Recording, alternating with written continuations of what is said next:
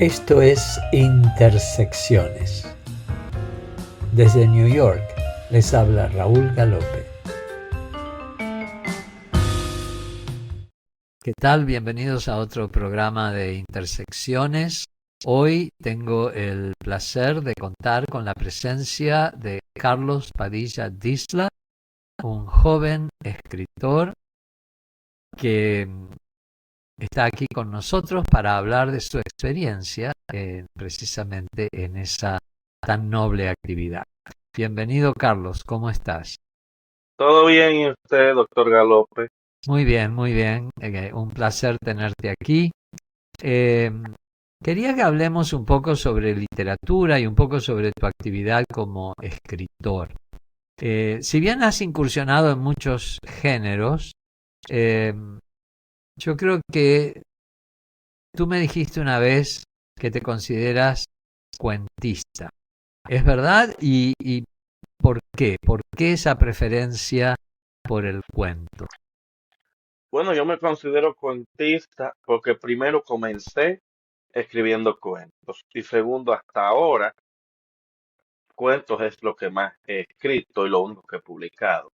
Claro, fantástico. Entonces, Y en el por eso, género mismo, ¿verdad? En ujú, el género mismo encuentras quizás algo de precisión o de ser conciso, de tener que cuidar las palabras, ujú, ¿verdad? Porque la novela por ahí nos permite ser más desprolijos que el cuento. ujú. ¿Estás de acuerdo con eso? Sí, sí, o sea, se puede decir que la, ¿cómo se dice? Las nuevas teorías con respecto al cuento permiten un poco más de juego, Claro. pero eh, mientras más tradicionalista es uno dentro del ámbito de la cuentística, eh, es todo apunta de nuevo a esa concisión, a esa precisión original Claro, que cada día se está perdiendo. Y eso es lo que yo siempre trato de hacer cada vez que escribo cuentos. exacto. Bueno, y es imposible no ver, conociéndote, ¿no es cierto? Es imposible no ver tu juventud. No sé si quiero preguntarte la edad, pero eres un escritor muy joven. Eh, y sin embargo ya tienes una vasta experiencia, no solamente en un volumen, un cuerpo eh, cuentístico importante, sino que también tienes varias publicaciones. Entonces, ¿cuándo comenzaste a escribir y cómo? Yo comencé a escribir hace ya 4 años. Ujú.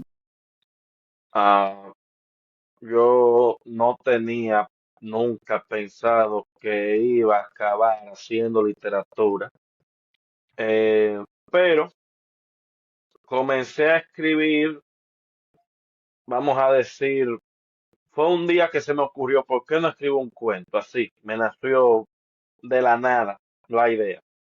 Y escribí el primer cuento de mi libro de cuentos, que se llama La liquidación de Doña Juana. Y después por ahí me fui.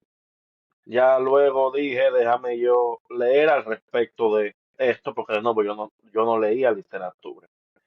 Y a medida que yo fui leyendo, decidí seguir escribiendo. Qué bien, o sea que fue un proceso de escritura, lectura, deseo de Ujú. comunicar. Em, ¿Fue eso aquí en los Estados Unidos Sí, o...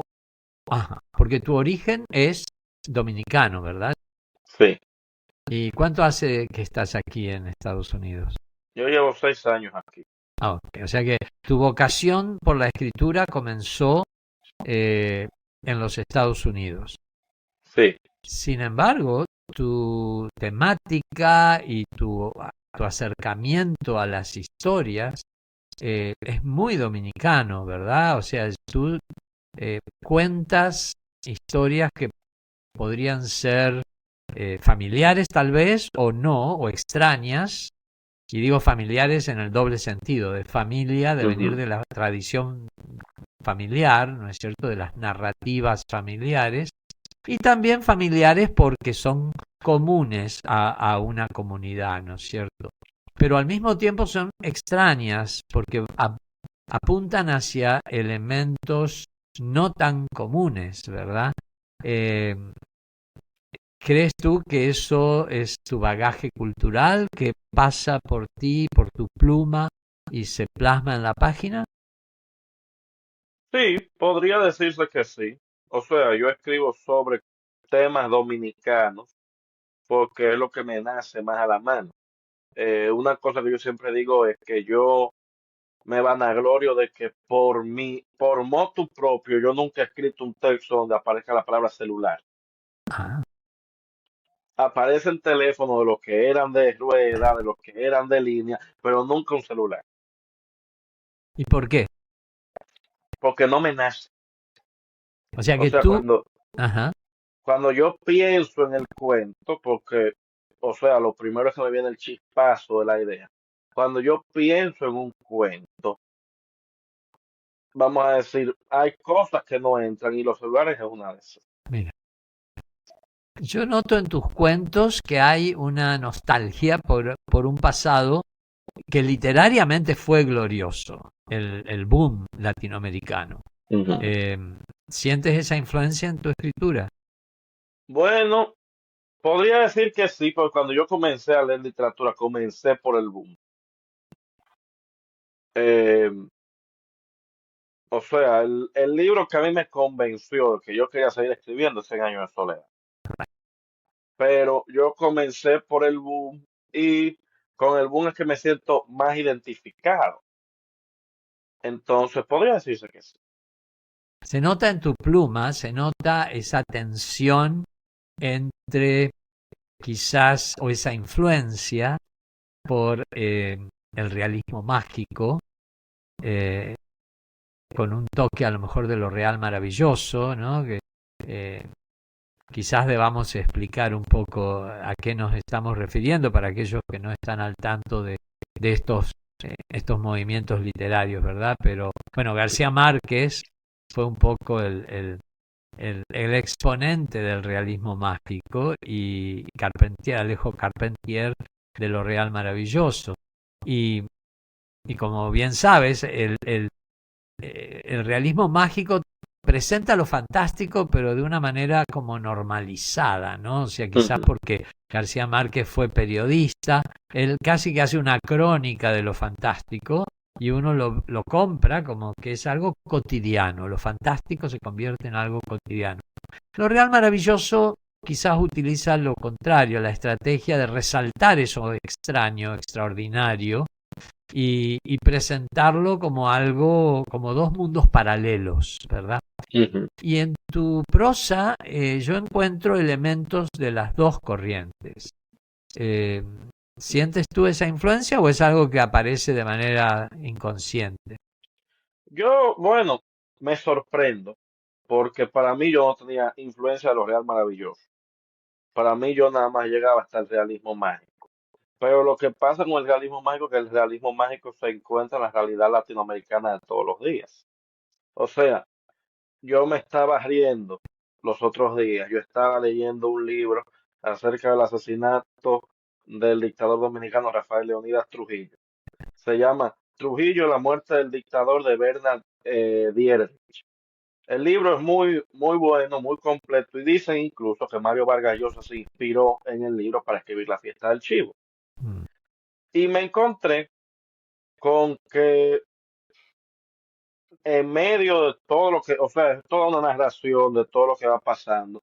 Y en medio de la narración hay detalles que yo dije, esto nada más se le podía ocurrir a un novelista. Por ejemplo, hablan de uno de los conjurados que siempre andaba con un pañuelo y que casualmente dejó el pañuelo antes de ir a matar a Trujillo. Se le quedó. Otro militar que estuvo envuelto en la represión en contra de los magnicidas, que luego, al poco tiempo de muerto Trujillo, se suicidó y antes de suicidarse dijo, yo en el sitio donde estaba esa noche no estaba por casualidad. Entonces yo digo, esto es realismo mágico. Claro. Solamente que hay que saberlo estilizar lo suficiente y ya hay un cuento de García Márquez. Exacto, exacto, es verdad. Y, y entrando un poquito en la técnica, ¿tienes, o sea, tienes una técnica para escribir? Y si es así, ¿puedes compartir algunos secretos con nosotros y con nuestros oyentes, nuestra audiencia? Bueno, cuando yo escribo, vamos a decir, el proceso es, por lo menos en el caso de los cuentos es más rápido, pero en todos los casos es complejo. Porque primero me viene a mí el chispazo. O sea, la idea, yo quiero escribir sobre tal cosa. Y yo duro a veces semanas, a veces meses, yendo y viniendo sobre la idea de, espérate, esto así. Y llega un punto que yo digo, espérate, tú necesitas ya encontrar por dónde es que esto va. Entonces comienzo a pensar y hago cosas a lo largo de mi rutina para tratar de buscar el pedazo de inspiración que me falta. Por ejemplo, yo tengo un cuento inédito todavía. Yo quería escribir sobre un evento extraordinario que a mí me contaron, no voy a dar muchos detalles porque después no leen el cuento, en que a mí me habían contado que un grupo de campesinos una vez descubrieron la luz eléctrica, pero la descubrieron sin saberlo. O sea, vi- eh, un día el alumbrado público se encendió y ellos a lo lejos vieron el alumbrado público y pensaron el mundo se está acabando porque a las 8 de la noche vuelve a iluminarse, dijeron ya. Y yo dije, ¿cómo yo voy a contar eso? Y yo busca y busca y busca y busca y cómo voy a contar. Y quería, el cuerpo me estaba pidiendo una técnica nueva, algo nuevo, salirme del molde. Y yo lo que hacía era que caminaba a lo largo de toda la casa buscando la inspiración. Y a mitad de la caminata se me ocurrió, ven acá, déjame quitarme los zapatos. Me quité los zapatos. Cuando entré a mi habitación, el aire acondicionado estaba prendido y el suelo estaba frío. Y por alguna razón eso me transmitió a mí la imagen de un consultorio de hospital. Yo dije, bueno, al que lo cuente lo voy a hacer pasar por loco en el consultorio de un psiquiatra. Qué bien. Entonces, cuando ya yo tengo eso hecho, anoto todo en un cuadernito especial que yo tengo. Pero lo anoto en bullet points. A mí no me gusta anotar, me gusta saber cómo va a ir todo, pero no me gusta anotar mucho porque después y la imaginación. Y ya cuando yo comienzo a redactar, yo tengo la regla sagrada de una página manuscrita al día. Porque si lo escribo de un tirón, primero me sale más corto y segundo más accidental. Entonces yo duro una semana, 15 días, 3 semanas escribiendo, escribiendo, escribiendo. Y cuando llegué al final me olvido que eso existe por las próximas 6 semanas. Cuando vuelvo después de las 6 semanas, corrijo, paso a computadora y a esperar su momento de brillar. Fantástico. Tienes un método. Realmente has desarrollado un método que, bueno, algunos elementos de ese método son conocidos en cuanto a... hay escritores muy prolíficos que escriben una página por día, ¿no? Eh, es como que se autoexigen completar una página diaria y en un año tienen un libro, ¿no? Son 365 páginas más o menos. Eh, o sea que eso existe y es público.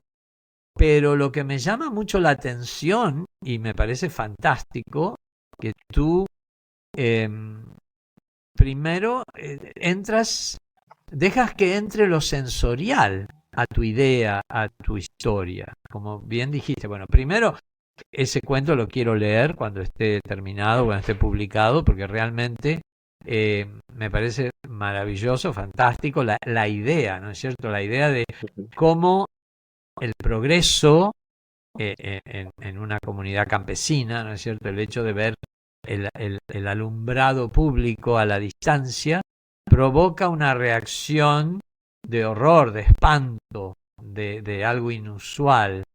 Eh, y primero esa idea, como tú luego la elaboraste y, y la conclusión fue a partir de sentir el piso frío sobre tus pies, sobre ¿no? Tus pies, estabas descalzo y sentiste el frío y ahí eh, lo llevaste al hospital al lugar donde esta persona va a contar la historia desde una enajenación, ¿no es cierto? Eh, Eso es fantástico. Luego también la idea de poner puntos claves para no dar demasiados detalles, dejar volar la imaginación. Fantástico. O sea bueno, es el método Carlos Padilla de Isla, ¿no? Bueno, otra cosa que me llama la atención y que muchos puedan seguir, ¿no? Es que escribes a la usanza antigua, ¿no? O sea, Ujú, con pluma, con lapicera y papel. Eh, no directamente en la computadora, luego lo pasas a la computadora para ujú. la edición final. Muy bien, o sea, realmente muy interesante tu manera de trabajar y por lo visto efectiva porque produces. ¿Cuántos libros tienes? No, yo nada más tengo uno Ajá, hasta ahora. pero, Publicado nada más uno. pero estás trabajando en varios, ¿no? Sí, yo por lo general estoy trabajando en dos proyectos al mismo tiempo. Mm, Porque, por ejemplo, que si yo en uno estoy redactando, en el otro estoy corrigiendo, algo por el estilo. Pero yo tengo otros cuentos más que los estoy organizando para otro libro. claro, Tengo ya escritas, vendrían siendo en total 4 obras de teatro. claro. Eh, Tengo una novela y ahora mismo estoy trabajando un ensayo sobre Lazarillo de Tormes. Ah, qué interesante. ¿Qué aspecto vas a tocar en Lazarillo? En realidad, no es solamente sobre Lazarillo. Lo que pasa fue que esta es una historia curiosa sobre cómo a mí se me ocurren las cosas. Yo tenía bueno, el año pasado, principio del año pasado, yo tenía una clase sobre cuento en la universidad y uno de los trabajos que teníamos que hacer era tomar cualquier ensayo que apareciera en digo, cualquier cuento que apareciera en el libro de texto y escribir un ensayo. Y yo seleccioné este cuento, Jimper el Loco, de Isaac Bashevis Singer, y dije, vamos a ver. Y yo había tenido una semana muy ocupada, no había podido prestarle atención al ensayo. Faltando 5 horas para entregar el ensayo, me siento a escribir el ensayo. Yo dije, ¿qué yo puedo escribir sobre Jimper el Loco? Y se me ocurrió que un amigo mío me había dicho que una de las teorías que siempre se ha tenido sobre Lazarillo es que el famoso autor anónimo era judío Ujú. y que por eso era anónimo. Entonces yo lo que hice fue que escribí para esa clase un ensayo comparando al Lazarillo con Jim Loco. Entonces esto que estoy trabajando ahora vendría siendo la ampliación Mm, de eso, porque para mí ambos ensayos cubren, digo, ambas obras cubren sociedades en decadencia, claro, pero claro, desde el punto de vista de los decadentes. exacto. Sí. Y es más, la picaresca que Ujú, aparece, ¿no es cierto?, en el Lazarillo, que el Lazarillo, bueno, podríamos decir que antes que el Lazarillo, la Celestina ya comenzó esa idea de picaresca, pero como un germen, ¿no? Pero el Lazarillo se la considera una de las primeras manifestaciones de la picaresca. Y, y podemos decir que la realidad en muchos países de Latinoamérica y quizás en otros lugares del mundo, sigue siendo esa picaresca, ¿no? O sea, ujú, esa idea de sálvese quien pueda, como sea, y el crimen o el hurto, la cosa pequeña pero que molesta, es una manera de salvarse, de sobrevivir, digamos, ¿no? Y otras cosas más que se pueden analizar, como la figuración, la idea de apariencia, clase social, género, etcétera. Qué interesante, Carlos. Bueno, me va a dar mucho placer leerlo también. Y, y ya como para ir cerrando, quiero que nos cuentes sobre este proyecto tan interesante que tú estás capitaneando un poco, que es una revista literaria que se ha publicado y que se va a seguir publicando en la universidad, ¿verdad? O sea, eh, cuéntanos un poco cómo se llama, por qué es el título y, y qué ha pasado con este primer número que ya salió. Bueno, la revista se llama Revista Colibrí. Eh, Se nos ocurrió en una clase y comenzamos a darle forma. Entonces, ¿por qué Colibrí? Lo que pasa es que las primeras semanas comenzamos a planear cómo se iba a dar todo. Y lo único que se nos olvidó planear fue el nombre.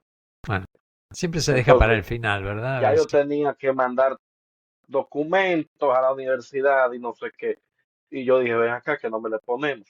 Entonces a la profesora López Luaces, que es nuestra asesora, se le ocurrió, ¿por qué no el colibrí? Es el ave más pequeña que hay. El nombre proviene de una lengua indígena. Y nosotros dijimos, bueno, entonces la revista, el primer número salió hace poco, finales del mes pasado. Y va a salir una vez al principio y una vez al final de cada semestre. Ya esperamos para el número que viene tener tanto el formato digital como el formato impreso. Ajá, Y lo que buscamos es un espacio abierto para la expresión de toda la comunidad hispanohablante de la universidad. Y por eso es que no nos cerramos ni a ningún tipo de género literario, ni a ningún tema, ni a ningún autor. O sea, nosotros estamos dispuestos a aceptar tanto cosas de estudiantes como de profesores, como de quien sea y dentro de la universidad.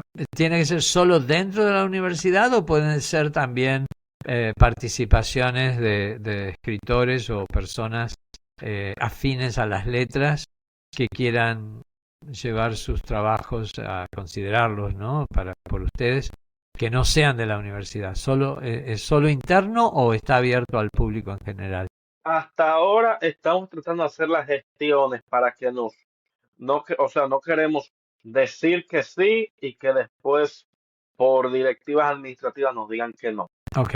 porque está registrada y está supuesta a recibir financiamiento de parte de la universidad, por lo Ajá. menos para la versión impresa. Entonces, estamos haciendo gestiones para ver si nos dan el permiso, pero todavía estamos en ese proceso. Perfecto. Y ya el primer número está y es de distribución gratuita Sí, y se puede conseguir, o sea, hay un enlace para poder bajarlo.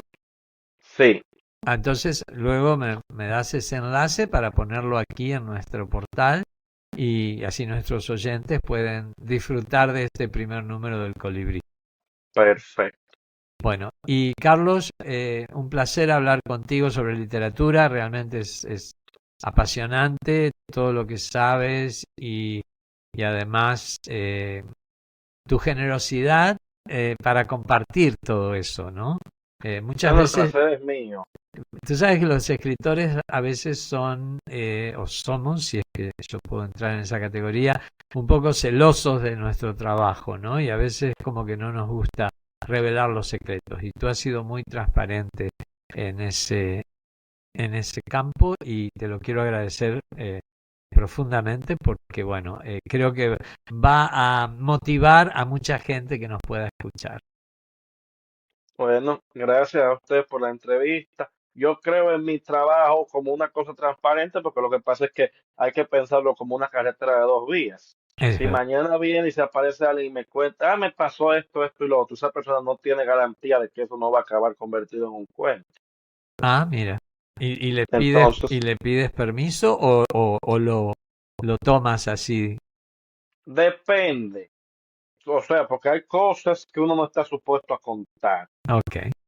Pero Para eso se han inventado los cambios de nombre, los cambios de nacionalidad, los recursos retóricos. Muy bien. E incluso me pasó en uno, no voy a decir cuál es, porque me interesa mantener mi cabeza pegada al cuello.